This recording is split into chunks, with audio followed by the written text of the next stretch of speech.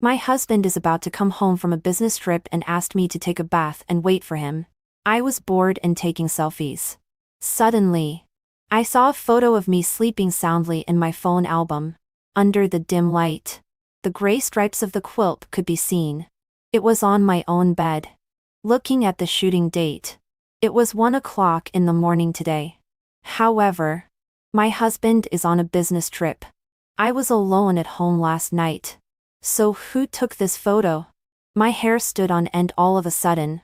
I am very clear that this photo means that when I was sleeping last night, there was still someone else in the bedroom. Using my phone, he took a photo of me sleeping soundly. My eyes scanned the bedroom vigilantly. The bedroom is very small and everything is clear at a glance. My gaze fell on the dark living room outside the bedroom door. A thick night made all the items in the room only have dark outlines. There were shiny spots on the balcony door, as if they were hidden eyes in the night. I was horrified. When I got up and looked carefully, it was just the reflection of the glass. Before I could catch my breath, I heard a rustling sound outside, as if a key was gently turning the door lock. Is my husband back? Honey? I called softly, and the sound stopped immediately. At this time, I remembered that it could never be my husband. When I talked to him on the phone just now, he said that he had just passed the toll station. Even if there is no traffic jam on the way home, it will take at least an hour. But now, less than half an hour has passed. He can't be so fast. I was so scared that my heart was pounding. It was very clear in the quiet night. I tiptoed to the door of the living room and looked out through the peephole. Under the dim light in the corridor, there was no one. Did I hear wrong? I immediately locked the door. At this time, I saw a black shadow swaying in the light coming from the corridor through the crack of the door. It was very clear that there was someone at my door. I looked out through the peephole again, but the peephole was pitch black. Did the person outside block the peephole? What does he want? I was anxious and sent a WeChat message to my husband and asked in text where he was. Almost there. There are still 20 minutes. He replied, so impatient. Wife. Have you taken a bath? I was about to tell him the strange situation now. Suddenly, there was a loud knock on the door outside. The sound was like a thunderbolt splitting directly on my head. I trembled involuntarily. I didn't say a word, hoping that my husband would come back soon. Oh, Clint, are you at home? A loud female voice came from outside the door. It was my neighbor Rila. I looked out through the peephole again, but it was still pitch black. Oh, Clint, I know you're not asleep. Open the door. The knocking continued. What's the matter? I answered timidly in the room. Because I couldn't see outside. I still didn't dare to open the door easily. Can you lend me your electric grill for barbecue?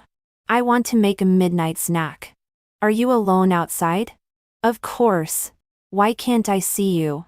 What's this pasted on your door? The flyer is blocking it.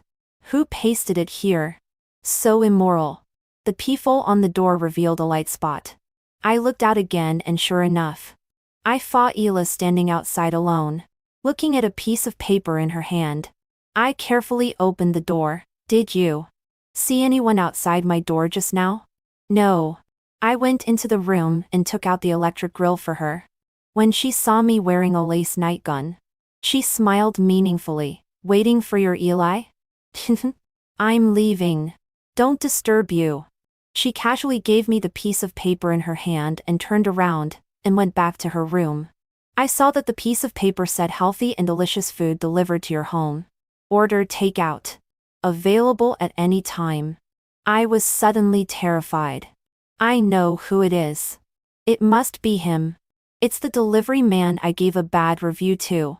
The last time I met him, I ordered takeout from this flyer. About a week ago, I ordered a takeout at home. While I was eating rice, I suddenly found a hard object under the rice. I flipped it out with chopsticks and saw that it was a bunch of keys. The keys to an electric bike. The iron ring was rusty. The plastic edge was worn and rough. And there was black oil residue in the groove of the iron sheet. I almost vomited in disgust. I was furious and called the merchant and reprimanded them. The merchant said it was absolutely impossible. Just then, there was a movement outside the door. I opened the door and saw the delivery man squatting on the ground in front of my door looking for something. He was a young-looking guy, about 175 centimeters tall and on the thin side. "Sister, I lost my electric bike key. Have you seen it?" In an instant, I seemed to understand what was going on. It seemed that the merchant was indeed innocent. The problem was with this delivery man. "It's in the rice." I coldly held the box of rice and picked up the bunch of keys stained with rice grains with chopsticks and threw them in front of him. "Ah?" He was very surprised. "How could it be? How could it be? What do you say? Did you spill the rice and then scoop the rice back into the lunchbox with your hands? By accident. You put the keys in your hand into the lunchbox together?" "No. No." "Then explain how it happened. How could the keys in your hand end up at the bottom of the rice? If you can give a reasonable explanation, I will believe you." I don't know." Although he was stubborn, his eyes clearly showed a guilty flicker. "I will definitely give you a bad review for this order." "Sister. Don't." "Sister." He wanted to plead for something. I unceremoniously closed the door. After that, there was continuous knocking on the door outside. But I didn't open the door again. Thinking of the rice I had just eaten and the actions of this delivery man, my heart was filled with disgust and anger. It was like being fed shit. After that, he called again. His tone was like he was about to cry and pleaded, "Sister, I'm really sorry. I don't know how the keys got into the rice either. But the rice really wasn't spilled. Please don't give a bad review. My mother is hospitalized. My younger brother is still in school. The whole family depends on me. If you give a bad review, our family will have no way to live. If the rice was spilled and you told me honestly, I can understand you. But no one can accept your behavior of scooping the rice back with your hands, and then giving it to me to eat." I hung up his phone. But I was still a little hesitant about whether to give a bad review. If what he said was true, it was really pitiful. Was it not necessary for me to be so serious? Of course. Give a bad review. He's just playing the victim. Does it mean that we should forgive his mistakes unconditionally just because he's pitiful? When my husband heard about this, he was very angry. This kind of person has no morality at all. If he continues to work in the takeout industry, who would dare to order takeout in the future? He deserves to lose this job. After listening to my husband's words, I thought it was right. My sense of justice was aroused. I gave a bad review and posted the photo of the rice mixed with keys on the internet. Not long after, I received his call again. He sounded very tired and cold. "Withdraw the bad review for me. I have a criminal record. If I lose this job, I will never find a job again. You are too ruthless. You leave me no way out. I will also make you have no way to live." When I heard that he had a criminal record, I was scared at that time. I thought, better to have one less trouble. Who's afraid of you? Is it my wife's fault that you have a criminal record? Make me have no way to live? Unexpectedly, at this time, my husband had already heard it and was furious. He grabbed the phone. "You're so arrogant. If you still want to go back to prison, come and try." Before my husband finished speaking, the other party hung up the phone. "Husband, won't he really retaliate against us?" I was a little worried. "No, I've seen many people like this. They just talk big. In reality, they are cowards. If he dares to say those words in front of me, I respect him as a man." My husband is a fitness coach. He is tall and strong. He feels like he can beat 10 of those thin delivery men. Although he didn't care at all. I am always timid and still very uneasy in my heart. My husband immediately called the police and said that I had been threatened by a delivery man with a criminal record. The police got the investigation results. This delivery man is named Caleb. He is indeed a person with a criminal record. He was once imprisoned for theft and assault. At present, he has been fired by the takeout company because of my complaint. The police said that if Caleb calls to threaten again next time, record it and call the police. In fact, my husband didn't think that the delivery man would dare to really come and cause trouble. Calling the police was just to make me feel at ease. He also specially prepared a metal baseball bat and put it at the door just in case. Later, Caleb called again to threaten me to withdraw the bad review. As my husband said, I recorded it and firmly refused. Although he threatened, after hearing that I was recording and would call the police, his attitude softened again. After that, he never called to harass me again. As my husband expected, Caleb never appeared again. I gradually relaxed and believed that my husband's judgment was correct. Caleb was just talking big and wouldn't really come to retaliate because of a bad review. However, we underestimated him. I am very sure that the person who just turned the door lock of my house with a key is Caleb. I suddenly remembered something and immediately checked the doormat at the door. I found that the spare key under the doormat was gone. There are 3 keys in my house. I have one. My husband has one. And there is a spare key hidden under the doormat at the door in case of emergency. But the chance that my husband and I forget to bring the key and use it is almost zero. It must be that day, when he was squatting in front of my door looking for the electric bike key. He found the spare key under my doormat.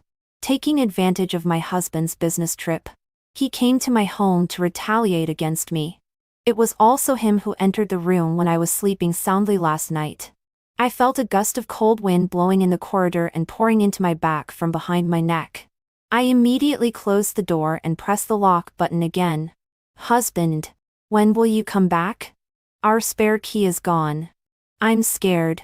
I dialed Eli's phone and hid in the bedroom, almost crying. My husband knew that I was always timid and told me not to scare myself. He would be home in a few minutes. I felt my hands were shaking and was completely relying on him to come back quickly. However, at this moment, I heard a sound, like the creaking sound of a loose wooden floor, coming from behind the curtain. The air seemed to freeze. Wait obediently. I'm parking in the underground garage. Wait for me. Don't be afraid. My husband urged on the phone, but I couldn't say a word. My eyes glanced at the curtain in the bedroom. The wind blew the curtain, and it fluttered slightly. Underneath, a pair of black sneakers appeared and disappeared from time to time. There is someone behind the curtain. I was stunned for a second, and quickly got up and ran towards the door of the living room. In an instant, that black shadow was like a black arrow.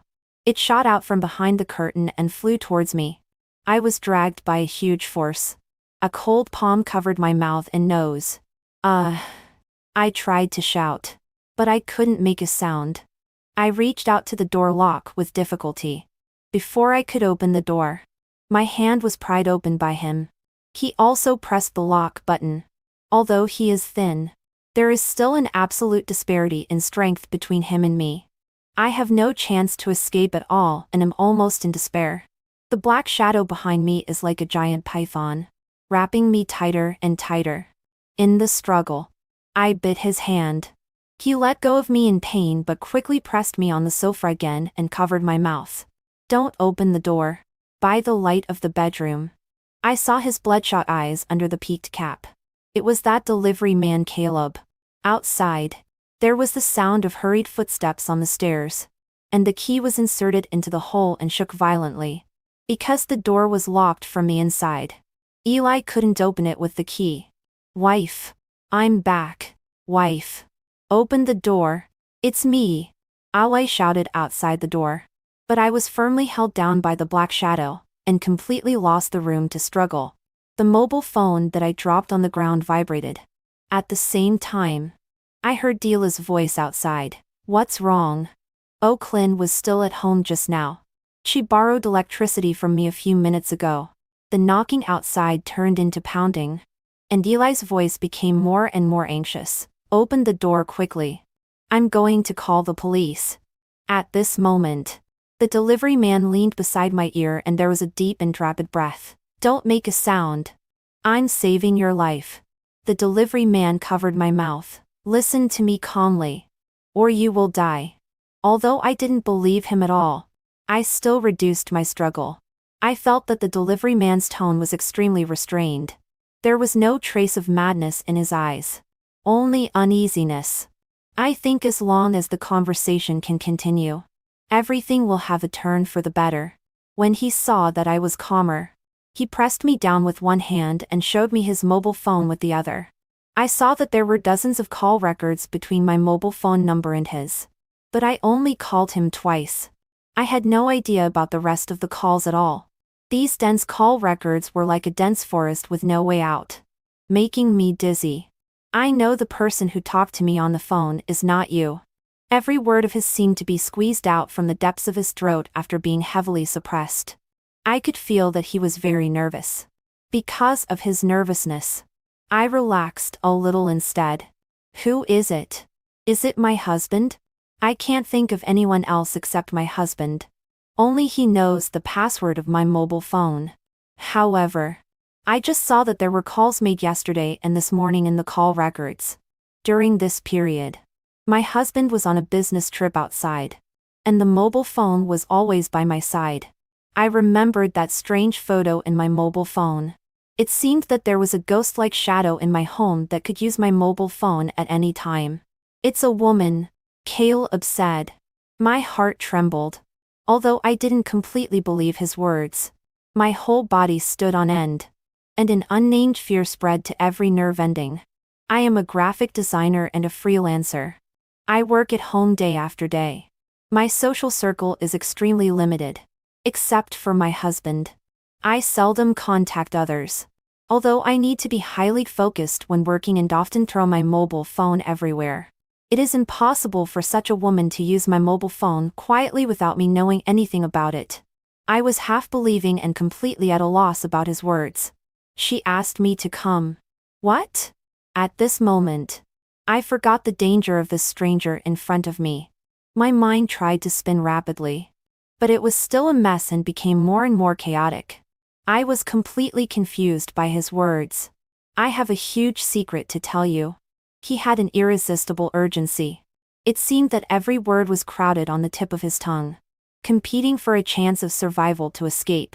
However, before he could finish his words, he was interrupted by a violent crashing sound. Along with my husband's anxious call and the deep voice of the uncle upstairs, "This has to be recorded to the police." After that, the murmuring conversation outside couldn't be heard clearly. I have to go. I'll tell you later. Caleb let go of me and hurriedly ran towards the window. He was trembling all the time and seemed even more frightened than me. Suddenly, he turned around in panic and said to me, "There is something wrong with your husband." I sat there stunned, watching him nimbly climb over the window and disappear from my sight. My mind was completely blanked and I completely lost the ability to think. Reason told me that I should rush to the door immediately, open it, and let my husband and neighbors catch the sudden intruder. However, there was another voice whispering in my heart, stopping me and making me freeze in place. "There is something wrong with your husband." This sentence he left behind was like a seed, taking root and sprouting in my mind and echoing constantly. The flashing red and blue lights of the police car downstairs penetrated the night and shone on the living room window of my house. Eli held me tightly. My body was like losing all temperature and was as cold as a piece of ice. Neighbors gathered in my house. Their eyes were full of concern. But I felt an indescribable oppression. "Did you see that person's face clearly?" the policeman asked. My lips trembled slightly, but I couldn't say a word. Eli took over the conversation, his tone very excited. "It's Caleb. Just now the neighbor said that he saw him loitering at my door at night. Comrade policeman, you'd better check the community surveillance." "Caleb? We have called the police before. He is a delivery man. He pestered us because of a bad review. He has a criminal record and always harasses our Oaklyn. Oaklyn. Tell the comrades in the police. Don't be afraid." I nodded, my voice weak. "It's him." At this moment, my gaze fell on the metal baseball bat standing quietly at the door. A detail suddenly flashed through my mind. During the struggle with Caleb, I tried to resist but couldn't find that baseball bat. However, when I opened the door, I found that the baseball bat was in my husband's hand. I clearly remember that since he went on a business trip, I still caught a glimpse of that baseball bat behind the door. How could it appear in his hand for no reason? There is something wrong with your husband. That sentence left by Caleb lingered in my heart like a ghost and couldn't be dispelled. How did he get in? The policeman asked. Maybe I forgot to close the door after opening it. I deliberately downplayed it a bit, and didn't want the police to catch him. I even thought that after this incident was over, I would contact him immediately to find out what secret was hidden in his words. I have a huge secret to tell you. What secret was it? Did he hurt you? The policeman asked with concern. No, he just asked me to withdraw the bad review. Later, when he heard my husband's voice, he was afraid and ran away through the window. I was also afraid that my husband would come in and start a fight and make things worse. So I let him leave. Is there any property lost at home? I shook my head. No. The policeman said that they would definitely investigate this matter thoroughly and give Caleb a stern warning. But I could feel that their expressions relaxed. It seemed that they had already classified this matter as a small dispute caused by a bad review. After the policeman left, the tension and panic that Eli had just now seemed to have drained all his strength. All that was left was the fatigue after returning from a business trip. After participating in activities for 2 days, his voice was hoarse. But he still tried to comfort me. Husband, how did the baseball bat get into your hand when you came in? I asked. Eli was obviously taken aback. He probably thought that I was so frightened that I wouldn't notice such a small detail. When I came back, I found the baseball bat lying at the door. It was very strange. Eli frowned and thought, could it be Caleb? I nodded. It's possible. After all, if a stranger sneaks into the house, I can't predict what he will do. That night, I couldn't sleep all night. Eli was already asleep, breathing heavily with a slight snore. His hand around me was still patting me gently to comfort me. I couldn't help asking myself in my heart, why in those few short seconds would I be influenced by a stranger with a criminal record who broke into my home and even begin to doubt my beloved husband? What would have happened if my husband hadn't come back in time tonight is really unpredictable, making me involuntarily shrink closer to my husband's warm embrace. My husband is a fitness trainer. We met and fell in love in the gym. He is tall and handsome and always gives me a full sense of security. After getting married, his work was not going well. He invested in a gym but it closed down and suffered losses due to the epidemic. Later, he became a fitness anchor on the internet and signed a contract with a company. He has been working very hard. He said that he couldn't let me support him all the time. Only when he supports me can he be a man. The competition in the anchor industry is very fierce. He often goes on business trips and participates in activities arranged by the company to increase exposure. He is obedient and considerate to me. He often shows affection in the live broadcast room, tells our story, and tells about my support for him. The cover of his live broadcast room is always a photo of him lifting me up high, saying that a man should be able to lift the weight of love. Thinking of these, I feel very guilty. The next day, I wanted to speak many times and tell him everything Caleb said, but I always felt an invisible force stopping me. In the end, I still chose to be silent and temporarily bury these doubts in my heart. I decided to go to the telecommunications company first to check my call records. Eli went to work at the MCN company. I secretly went to the telecommunications company to check my call records. The results showed that there were a lot of call records between me and Caleb. Each call time was not long, which was the same as what Caleb showed me. This made me very confused. I dialed Caleb's phone, but it was always turned off. I was very uneasy and really wanted to contact him to ask for an explanation. Time passed by in my uneasiness for 3 days. During the time when my husband was at work, I suddenly received a message from an unfamiliar number. It was an address with a sentence, "If you want to know the truth, come here." Instinctively, I thought this was a message sent to me by Caleb. The address was a small beef noodle restaurant located in a village in the city.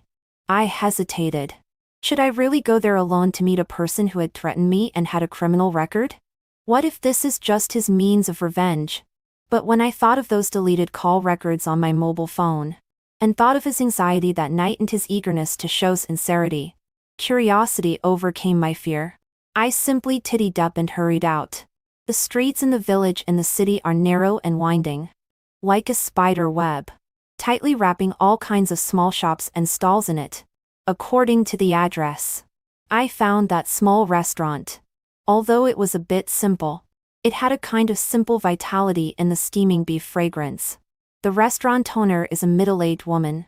Her warm greeting and smiling face made me feel that there was no danger here. I chose a table in the corner and sat down. I sent a message to that unfamiliar number. And then it was a long wait. I was very uneasy. Just when I thought Caleb wouldn't show up, he finally appeared. He was wearing a peaked cap and his eyes were wandering around, looking extremely vigilant. "You are here. Great," he said in a low voice. He explained why he was late. He said he was afraid that I would bring the police. So he had first and secretly observed for a while. Recently, he also dare not turn on his phone for fear that the police will look for him because of that night's incident. He doesn't live near here either. He deliberately chose a place farther away. If he finds that I bring the police, he will disappear directly and leave. I don't want to go in again. If I go in again, I'm finished, he said. I calmly told him that I didn't reveal to the police that it was he who broke into my home. I simply said that I forgot to close the door. It was just a small quarrel. The police probably won't look into this matter deeply. Hearing these words, he smiled. "You are a smart woman. It's not in vain that I saved you." Saved me? He mentioned this word again, and I was even more confused. He nodded and said that he originally wanted to leave. But because of me, he still took the risk and stayed. "Your husband wants to kill you. I want to save you." While I was shocked by his statement, my heart was full of rejection, and even a little anger. "Oh, he? Then don't I have to thank you for saving my life?" I deliberately showed a contemptuous smile, and my tone was full of irony. "I'll tell you my story. After listening, believe it or not. It's your choice. Anyway, since I've said it, I'm worthy of you." Next is the story told by delivery man Caleb. I lied to you before. What, my mother is sick and hospitalized. My younger brother is still in school. And the whole family depends on me. These are all lies. I haven't been in touch with my family for a long time. I didn't like studying since I was a child. I learned a little petty theft from the gangsters in society. Once when I was stealing, I was discovered and I injured someone. Later, I went to prison. My mother died of illness when I was very young. My father has his own new family. He has long been extremely disappointed in me and may not even want to mention me at all. After I was released from prison, I stood on the street, but seemed to have a sense of restraint like being a guest in a stranger's house. I felt that I didn't belong to this world. I envy every passerby on the street. They all have places to go and places to return. My grandma lived with my uncle after she got sick. Before she died, I went to see her and swore to her that I would never break the law and commit crimes again in my life. I will find a job properly and live an ordinary life like everyone on the street. Only after Grandma heard these words did she pass away. But I didn't expect that it would be so difficult for people with a criminal record to find a job. For ordinary jobs, if they find out that you have a criminal record, in most cases, you will be directly eliminated. I didn't study hard before, and can only do physical labor. But industries like food delivery, express delivery, errand running, and security, all explicitly or implicitly prohibit the employment of people with criminal records. For a period of time, I could only sleep in the corridors of office buildings every day. I was often driven away, and had no money to eat. I felt that my life seemed to be over. Later, I hid the fact that I had been in prison. If I was lucky enough to meet an employer who didn't strictly check resumes, I could find a job. But it didn't last long. I was even more than when I was a thief. This food delivery job is the one I've held the longest. The income is good. And the team leader has evaluated me as an excellent employee several times. Of course, I also hid the fact of my criminal record. So I cherish it and work hard. So when you gave me a bad review, do you know how scared I was? I was even willing to kneel down and beg you. I can do anything as long as you are willing to revoke the bad review. And as for what you said that I spilled the rice and put it back, that definitely didn't happen. I swear. But I saw with my own eyes that you pulled my electric bike key out of the rice. I was completely confused. This kind of thing can't happen. Do you know? Absolutely impossible. I have always been very careful. A bad review from a customer is fatal to me. Although I don't understand why. I still begged you. I begged you not to give a bad review. Because for others, if this job is lost, it's lost. But if I lose this job, I have no way to live. But no matter how much I begged, I didn't persuade you, especially your husband, whose attitude was very tough. That afternoon, the delivery team leader told me that someone complained about me and said that I was a person with a criminal record. But the team leader and I have a good relationship. He said that as long as I get the customer to revoke the bad review, he will help me hide this matter. So I quickly called you again. I even bought 5 cat ties of apples and a box of milk, preparing to go to your door to apologize. Explain well. And apologize well. But you said on the phone that you don't care for my dirty garbage. If I dare to appear at your door, you will call the police. And you will definitely complain about me being a person with a criminal record to the headquarters and ask the headquarters to compensate. I don't know how you found out that I have a criminal record. I think you may have investigated me. I was so angry at that time that I was almost fainting. Caleb seemed to return to the scene at that time. His tone was gnashing his teeth. But I couldn't help interrupting him. I didn't say those words. He looked at me. I know. But I guessed it later. At that time, these words really made me angry. I hated you so much. I felt that a woman like you lives in a big house every day. Your husband goes to work to support you. You stay at home every day. You can order whatever you want to eat and wait for someone to deliver it to you. Revoking a bad review is just a matter of moving your finger. But you have to make things difficult for a person like me who has to try my best to survive. Caleb's voice became heavy. He clenched his fist. And his knuckles turned white due to excessive force. I listened very carefully and sympathized with him for the first time. Caleb said that later. In an extremely angry state. He called me again. Thinking that anyway, this job might be ruined by me. He threatened me with a mentality. I remember this call that Caleb mentioned. At that time, his voice was hoarse and sounded very cold. I have a criminal record. You are too extreme. You leave me no way to live. I will also make you unable to live. Caleb said, after this call. I knew that our relationship had actually deteriorated to an irreversible point. I definitely can't keep this job. I planned to take a chance and look for other jobs. But I never expected that I would start receiving your calls frequently. What did those calls say? My heart beat slightly faster. Those mysterious calls are the key to my coming here today. Every word can make me want to kill you. His words were like a cold current invading, making my body tremble. You said that I am garbage. A rat feces. A social parasite. People like me should not come out. It's better to be locked up for a lifetime. In the future, no matter what job I find, you will expose me and report me and leave me with no way out. You on the phone are completely a crazy woman. You scolded me almost every day. I couldn't bear it anymore and decided to retaliate against you. Hearing this, my palms sweated and I felt an unprecedented panic. I bought a stainless steel camping knife. It's small, portable, and very sharp. Just thinking about the way you are frightened and beg for mercy by it makes me very proud. But I didn't really want to hurt you. I just wanted to scare you. It was like there were red coals burning in my mind, emitting sparks. I was very impulsive. Anyway, since I lost my job, I lurked in the community and wanted to find an opportunity to teach you a lesson when your husband goes to work. But you were very vigilant. Twice I pretended to be a courier and asked you to open the door. You only asked me to put it at the door and didn't open the door. Later, I thought of climbing. Your home is on the 3rd floor and not very high. As long as there are pipes and air conditioning slots where I can stand, I can climb up all the way. Moreover, there is a protruding anti-theft window on the 2nd floor of your house. It's as convenient as a built ladder for me. Climbing up to your window is easy for me.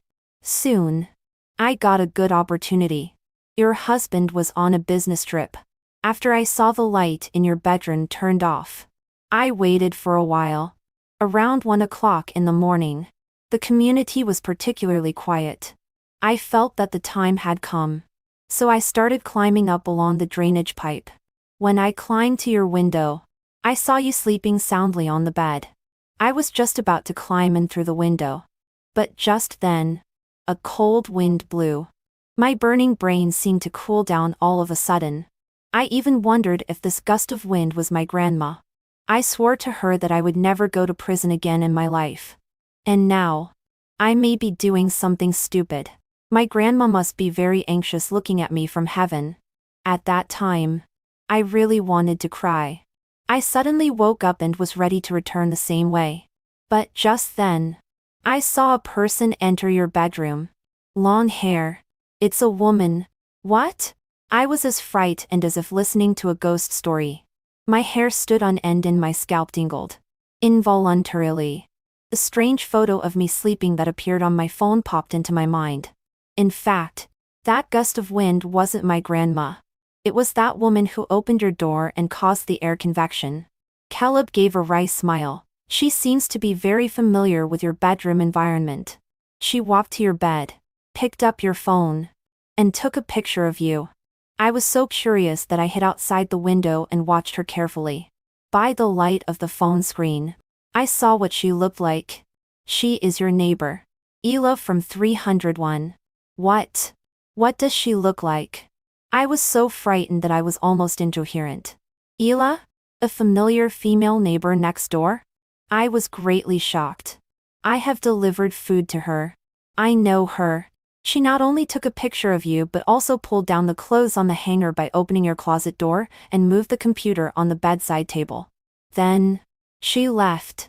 I remembered that on the 2nd day after my husband went on a business trip, I did find that the clothes in the closet had fallen. I thought I didn't hang them properly. When I found that the computer had changed positions, I thought I had remembered it wrong. I was so careless that I didn't find anything abnormal at all. It wasn't until I accidentally found that strange photo in my phone album the next night that I began to realize something was wrong. But why should I believe that all this was done by her and not by you? I looked at Caleb in front of me and tried my best to maintain calmness and distance in my heart. I didn't want to be completely led by his words. Why? Why did she do it? I asked faintly. Yes. Why did she do it? Caleb moved closer to me. In the somewhat dim light, I noticed that he had an unusually bright pair of eyes, shining sharply. Actually, I like to read novels when I have nothing to do, especially mystery novels. I reasoned that what she did seemed to be to let you know that someone had been to your house in the middle of the night. But what's the purpose? Obviously you will be afraid and feel that your safety has been threatened. Who will you suspect? It must be me. If you call the police, they will suspect me too. There is me in the community surveillance. There are my footprints on the windowsill. You even recorded my voice threatening you. It's over. At that time, I will definitely be unable to defend myself. I am definitely going to jail. I was both nervous and scared, and also very curious. Why did Ela do this? Does she have a grudge against you or against me? I don't remember offending her. So, I had another bold idea. Sneak into her house and find out what she wants to do. It's all on the 3rd floor. Climbing into her house is as easy as climbing into your house. So I climbed up to her window. Unfortunately, I only saw her lying on the bed and sleeping. I originally wanted to sneak into her house. But in the end, I didn't dare to do it. In the end, I found nothing. I was very afraid that you would find something abnormal and call the police the next day. Then I really couldn't explain clearly. Early the next morning, I wanted to call you and tell you that Hila entered your house in the middle of the night. But in what capacity can I say this? Did I see it by lying outside your window in the middle of the night? This can't be said. And even if I said it, you wouldn't believe it. I started to pack my things and bought a train ticket and planned to leave here. Unexpectedly, just when I was about to leave, I received your call. You changed your usual vicious and your tone was very calm. You apologized and said that you were in a bad mood recently and spoke too much. You hoped to meet and talk and solve our problem peacefully. I couldn't wait. I didn't expect that there would be a sudden turn for the better. I was extremely happy.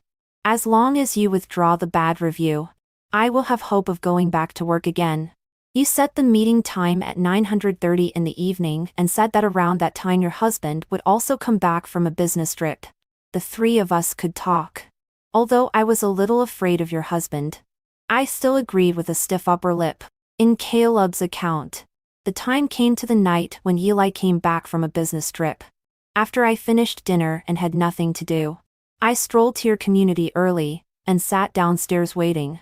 After a while, I saw Hila walking from the direction of the community gate. She greeted her neighbors and took a look at me. Her eyes were very strange. She wanted to look at me but didn't want me to notice that she was looking at me. And at that time, when I heard her voice, it was exactly the same as your voice scolding me on the phone. In fact, I always thought your voice on the phone was a bit strange. I began to suspect that she was contacting me on your behalf. She can enter your house, and she can touch your phone. Her various behaviors have unknown motives. At this time, I suddenly remembered one thing.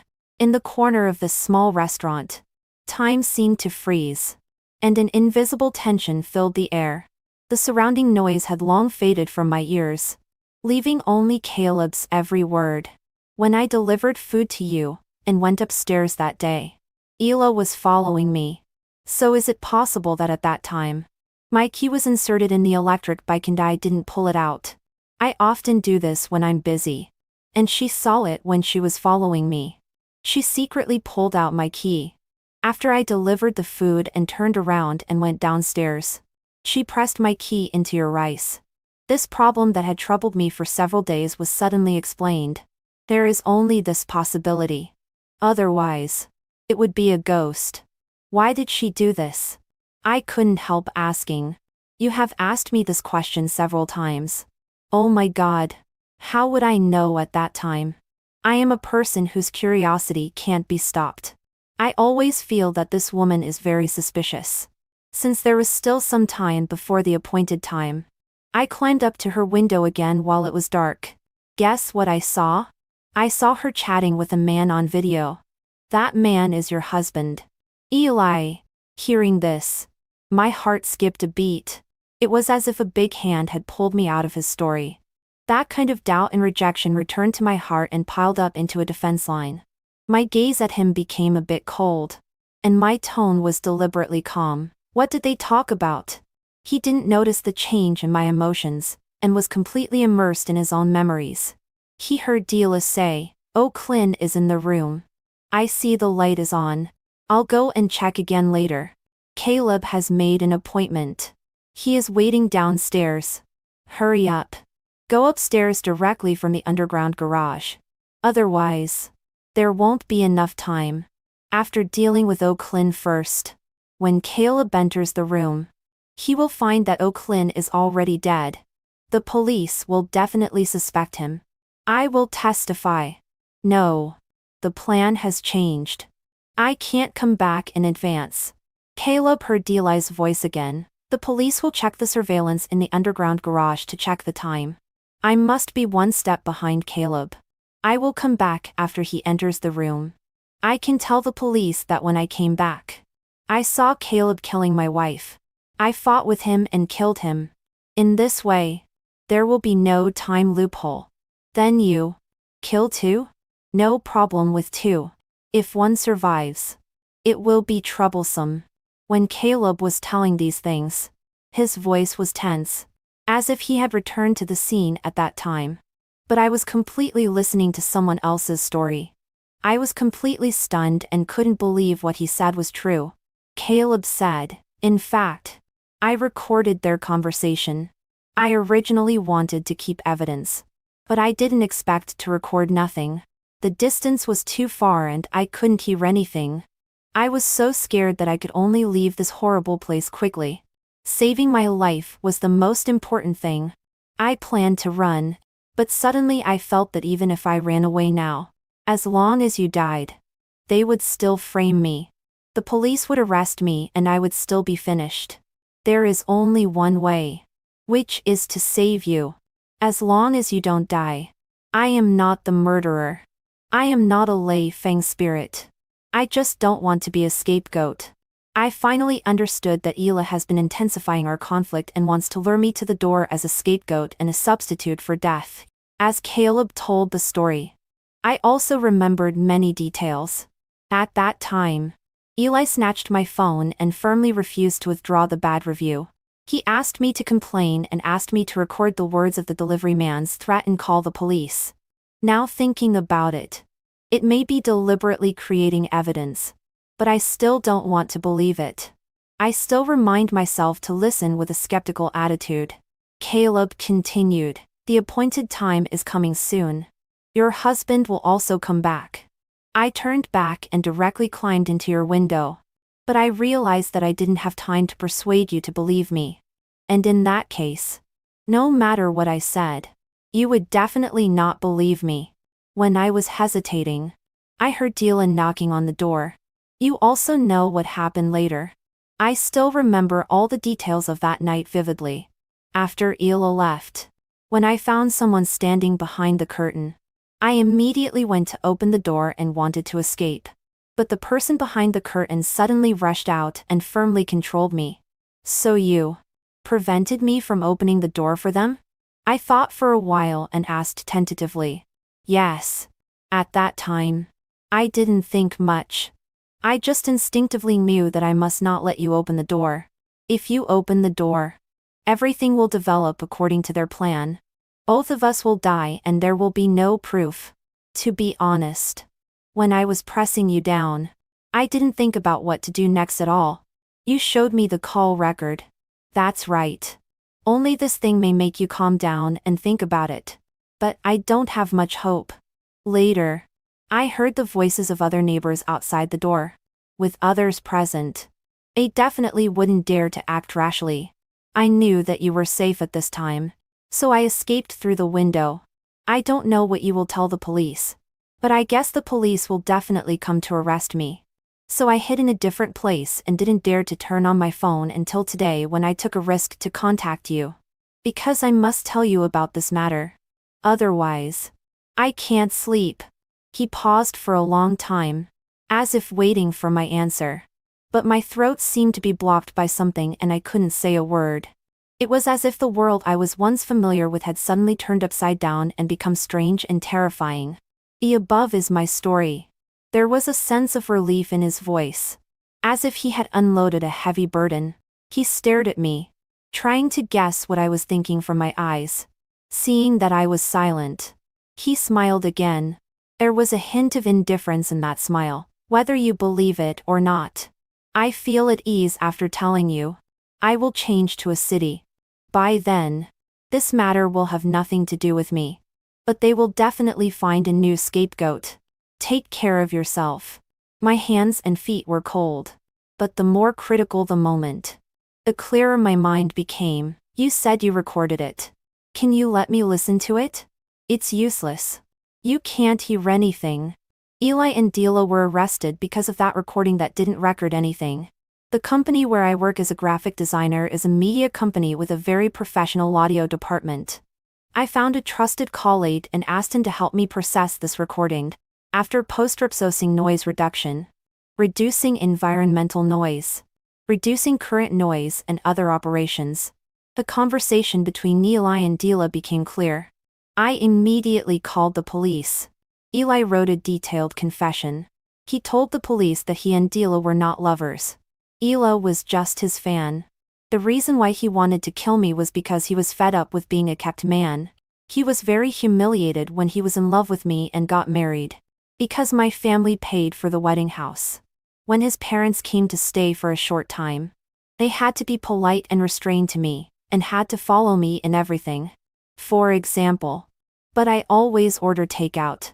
His mother thinks I am not frugal and can't manage the household well. But she doesn't dare to say anything. For example, when I make scrambled eggs with tomatoes, I actually put 4 eggs. Mom said 2 would be enough. But I still insisted. His mother had to swallow her anger and hold it in her heart. For example, his mother thought that there was no need to flush the toilet after urinating in the toilet to save water. This is an old person's habit. But every time I turned around and went in and flushed it, he couldn't finish talking about these details for days and nights. Because I rely on my good family background and look down on his parents. I also said that I didn't want to live with them in the future, and would rent a house for his parents. His mother cried when she heard this. He was also very hurt and felt sorry for his parents. Later, when he invested in the gym, he also served me humbly and carefully watched my expression. He treated me like an empress dowager. And only then did I reluctantly take out the money. Unexpectedly, due to investment losses and career setbacks, he became reluctant to go home, because every time before going home, he had to force himself to smile and put on a different face to be my little servant. He felt that to change his family status, he had to earn money. Earn a lot of money and surpass me. Only then could he gain the dignity a man should have and truly fulfill his filial piety to his parents. He is a master's degree holder in sports science from a sports university. Now, he has been reduced to competing for traffic with all kinds of people. Some of the anchors only have a junior high school education. What's worse, his income is simply not comparable to theirs. In order to gain traffic, they will stop at nothing. Many of them write scripts and direct and act by themselves. He is diligent, professional in teaching, has extremely long-lived broadcasts, and works hard to sell products. Still, he is the bottom anchor in the company. Of course, he doesn't have much income and still has to rely on me for support. There is a big sister who is the top donor in his live broadcast room and is very enthusiastic about him. Later, he found out that it was the neighbor Ela. She clearly understood his situation and was very considerate to him. She often gave him gifts and helped him come up with plans. Ela said that after some social hot events, some anchors pretend to be the parties involved in the events to gain traffic.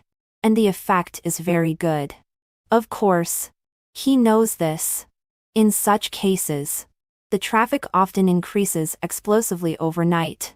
However, because there are many fakes, many people are banned. He began to think about how he could truly become a party involved in a hot event. He thought about this for a long time. Until one day, a friend of his came to the community to look for him and ran into a delivery man. The friend said that this delivery man had a criminal record. He had been rejected when applying for a job at their company before. And he had a deep impression. The friend also said, "Your wife often orders takeout alone at home.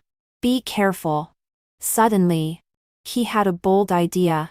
If a bad review leads to a bloody case, it will definitely attract widespread social attention. And he, a man who deeply loves his wife, loses his beloved and is in agony. Just thinking about it is exciting. It's simply achieving multiple goals at once. First, he can gain huge sympathy as a result. Second, he can become a hero who avenges his wife. Third, he becomes single again. There are many women who like him. And he can regain a forest. Fourth, he doesn't have to live a subservient life to me anymore. Fifth, the house belongs to him. He can dispose of it at will and bring his parents to live with him if he wants. He can finally control his own world and become the king of this world. He was very excited and felt that he could immediately play the desperate and affectionate man. The inspiration for acting gushed up inside him. "Wife, I miss you so much," he cried into the mirror. And even tears fell. He tentatively discussed with Ela. To win Ela over. He promised to be with her. He knew that Ela had long been lusting after him and would definitely agree to him. After that, the two of them colluded to design and cause disputes between me and Caleb. He knew that when I was working, I would be in the study or bedroom, wearing headphones and concentrating. My mobile phone was often left on the coffee table in the living room or on the shoe cabinet at the door. He gave Ela the key to my house and asked her to find an opportunity to use my mobile phone and stir up trouble. They gradually promoted the conflict between me and Caleb. They put Caleb's electric by key in my rice, making me resolutely give a bad review, making me threatened by Caleb, and making Caleb want to take revenge on me by coming to my door. Then, all he needed was to find an appropriate time to lure Caleb to the door and kill us both at the same time. In a fight between three people with two deaths, he would have the only right to explain the scene. And there was also Ela as a witness. His image of a loving husband had been cultivated for 2 or 3 years, and was deeply rooted in people's hearts. Everything was flawless. But he didn't expect that man proposes. God disposes. One wrong step, and he ruined his whole life. After Eli was imprisoned, he hoped to meet me, but I refused. He actually asked someone to bring me a message with only 3 words. "I hate you." Hearing these 3 words, the corners of my mouth involuntarily rose, and I felt like laughing, and was also sad. My astonishment at this man was like a flood. I didn't expect that he could continuously bring me new shocks. Behind 2 years of dating and 4 years of happy marriage and countless sweet, "I love yous," what was truly hidden was these 3 cold and piercing words. How ironic. Later, my father-in-law and mother-in-law even brought relatives to make trouble at my door, saying that it was because I was vicious that their son was driven to a dead end. He felt that he ended up in this situation because of me. I sold the house, moved to a new place, and started a new life alone. I realized that there is no perfect man in this world and there is no love without reason. I have always been touched by his thoughtfulness towards me. It turns out that the gifts of fate really come with a price. Later, I met Caleb again. I asked him if he was interested in text proofreading work. I could recommend him to work at a friend's publishing company. He politely declined me. He said that he had returned to his previous company to deliver takeout. The team leader had always been very good to him. He was rated as an outstanding employee again. He earned an extra 800 yuan this month. Moreover, when he had time, he would still write novels online. But no one read them. I was full of gratitude to him. This time, I sincerely expressed my gratitude for saving my life. He smiled gently. "Actually, I also want to thank you." "Thank me for what?" I asked. "Because this whole thing was completely because I involved him." He paused and blushed a little. "Actually, I have always doubted whether I am a good person. Those things in the past are like black holes, always lying in wait at my feet. It seems that if I am not careful, I will step on them and fall back into the abyss. But after experiencing this incident, I think I can be a good person and walk steadily. I will never fall back again in this life." He smiled, very brightly, like a big boy. His smile was very infectious, and I couldn't help but smile along with him.